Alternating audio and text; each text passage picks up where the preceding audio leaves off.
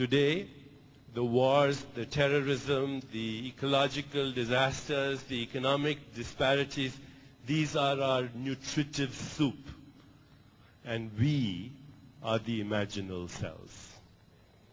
But in order to imagine this new reality, we have to first answer the most fundamental question of our existence.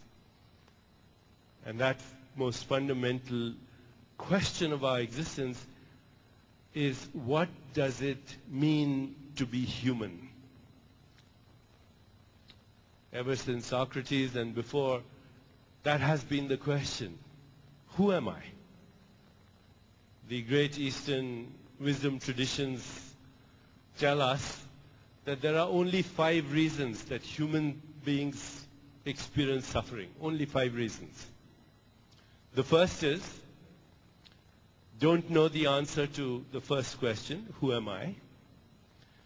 The second is grasping and clinging and craving for that which is impermanent. The third is recoiling and being afraid of that which is impermanent. The fourth is identifying with a false self called the ego, the self-image and not the self. And the fifth is the fear of death. That's it. And the Vedanta reminds us that all those 5 reasons are contained in the first reason. Not knowing who you are. The Vedanta reminds us that if you found out the answer to that question, who am I? It would be your ticket to freedom. There are 3 ways with which we can understand what we call so-called reality. The first is through the eyes of the flesh. The second is through the eyes of the mind. And the third is through the eyes of the soul, the instrument of the soul. So, until recently, all our science has been observation through the instruments of perception, observation through the eyes of the flesh, because all scientific instruments are nothing but extensions or prostheses of the eyes of the flesh. If I want to know, are there rocks on Mars, as recently we've discovered there are, or are there craters on the moon, then we use the eyes of the flesh and the instruments that extend the range of our senses. So that's the first way. The second way to understand so-called reality is through the eyes of the mind. If I want to understand the theorem of Pythagoras, then I have to know the principles of Euclidean geometry, which exist only in the mind.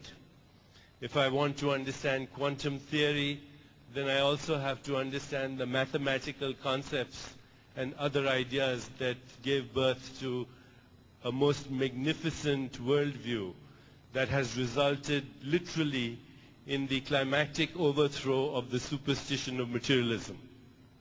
100 years ago, a few brilliant minds in Europe asked themselves, what's the essential nature of what we call matter? And came to the conclusion that everything that we call matter is ultimately made up of atoms. The atoms are subatomic particles that are moving at lightning speeds around huge empty spaces, and that these subatomic particles are fluctuations of energy and information in a huge void. And seen through the eyes of these physicists, the whole universe and everything that is contained in it, all the matter that is contained in it, is proportionately as void as intergalactic space. And because of that understanding, today we use technologies such as email and cell phones. We surf the information highway on the internet. All these technologies are based on a very fundamental premise in science, and that is that the essential nature of the material world is that it's not material. All these technologies are based on a very fundamental premise in science. The essential nature of the physical world is that it's not physical. All the stuff of the universe is non-stuff. But then there's a third way of understanding reality that takes us even deeper. And that third way is to look at the world through the eyes of the soul. William Blake, a great visionary poet from England, once said, "We are led to believe a lie when we see with and not through the eye that was born in a night to perish in a night while the soul slept in beams of light." It's a beautiful poem because it's so absolutely true that when Blake says, we are led to believe a lie when we see with and not through the eye that was born in a night to perish in a night while the soul slept in beams of light, he's speaking not metaphorically but literally, that you cannot trust your senses. The senses deceive you. My senses tell me that the earth is flat. Nobody believes that anymore. My senses tell me that this ground I'm walking on is stationary, and I know it's spinning at dizzying speeds and hurtling through space at thousands of miles an hour. And my senses tell me that things have texture and color and shape and size and dimensionality.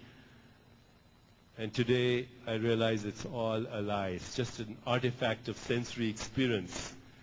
That at the most fundamental levels of existence, the universe that we behold with our senses is just a projection of something much more fundamental.